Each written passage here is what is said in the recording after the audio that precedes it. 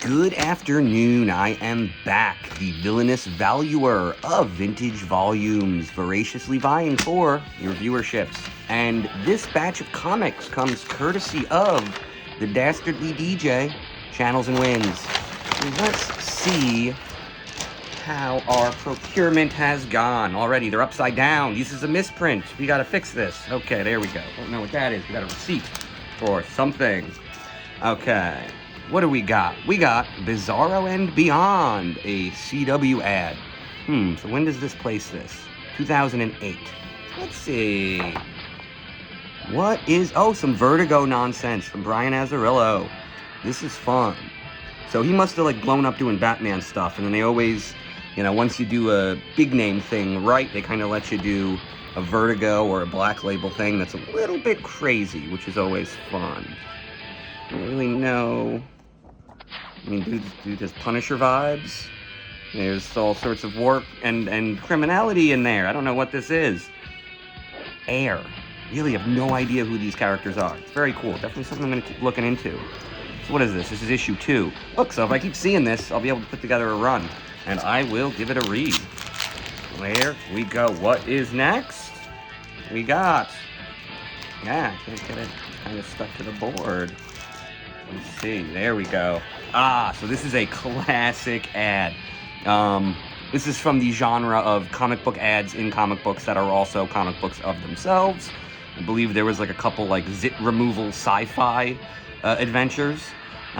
This one is, I guess, more of an archaeology explosion story. I don't know, but buy the Three Musketeers is the end of it. So whatever. I'm in. I'll be buying the Three Musketeers because the ad told me to. Okay, so here we go. This is going to be what? Early 90s? Late 80s? 92. So yeah, I mean, this is the thing. I was talking to somebody about this recently, that when I first joined comics, like so many people, it's sort of, you just chase the character and you just chase the cover. You know, you're like, I like Spider-Man. You see something, you buy Spider-Man. When I was growing up, Marvel had the best character design and the best marketing, so you'd walk there and they'd have the shiniest covers and you would just buy Marvel stuff. So I bought all the really poorly written, but very well marketed Spider-Man stuff. Clone Saga, you know, Jim Lee's #1s, McFarlane #1, Spider-Man, all that nonsense. And unfortunately, they're unreadable garbage. The stories are really bad. They start nowhere and go nowhere. And at some point, I had a friend just start pushing me towards reading old DC, and I'm realizing that around the same time I was reading very shallow comics, or buying very shallow comics from Marvel, and mostly not even reading them, DC was putting out a lot of really good, well-written, long-form storytelling. Basically, I was actually in an argument at a comic book shop recently that led to some guy just saying, dude, just read all the John Byrne Superman, right? Like, you can put together most of it in dollar bins, you know, $1 an issue or less at scale, and you're gonna get, like, 5 years or a decade of great story, because John Byrne really did the work, and he set up a whole new status quo for Superman that made sense and was designed to tell good stories.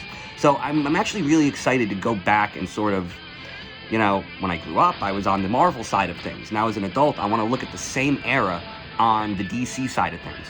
And I'm kind of seeing much better story. So, who knows, maybe the John Byrne run will lead to me putting together a Wonder Woman run, and this is kind of smack dab in the middle of that time frame.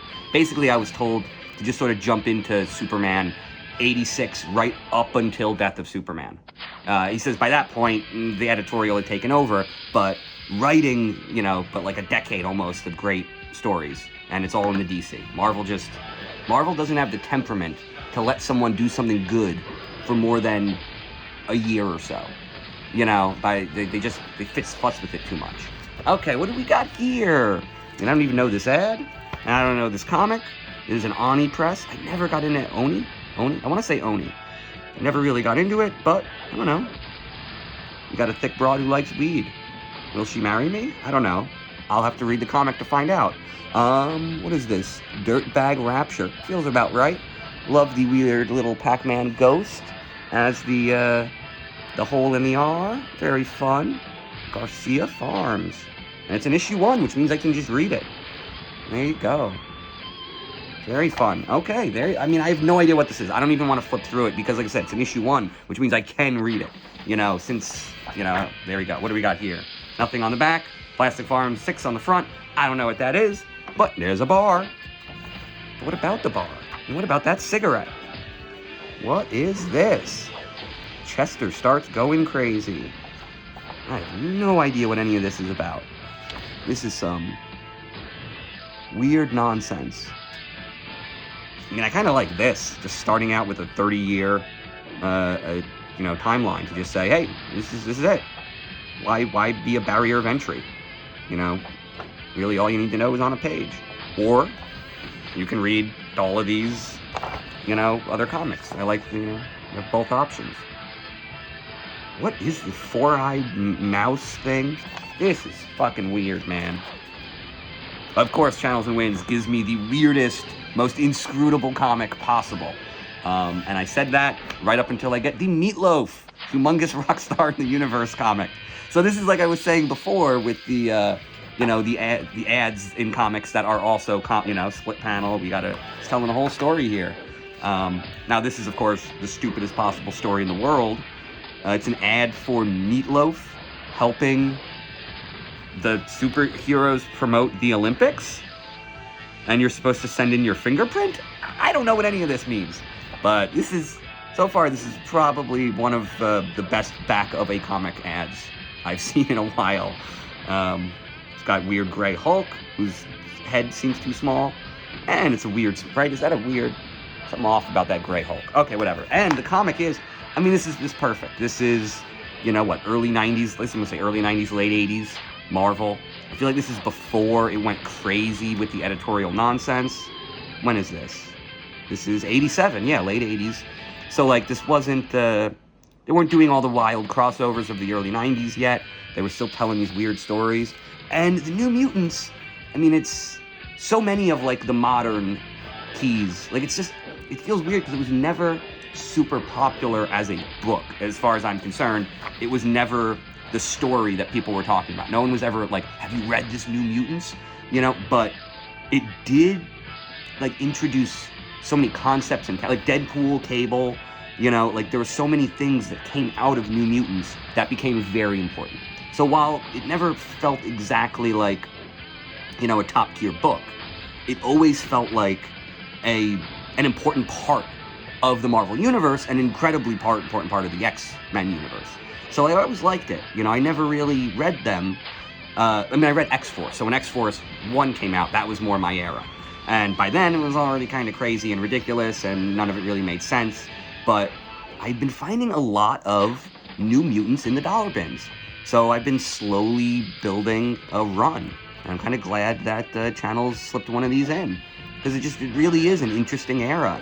It feels weirdly modern. Like, the stuff in the early to mid 90s feels weird and dated because it's all editorial, it's all this big budget schlock. But the late 80s, they were starting to do, like, pop culture mashups. There's more serialized. It was more, like, the soap opera stuff was starting to come in, but the superhero stuff was still taken seriously. Their stories were more grounded and interesting. So I really think this New Mutants run is going to be a very fun sort of run to put together. And then eventually I'm going to have to buy the big bucks, which is, first Cable, first Deadpool. But there you go. This has been a great haul. Thanks a lot to Channels and Winds. I think I've got 2 or 3 more packages of Plunderous comics to play with. And there we go. Good night and good luck.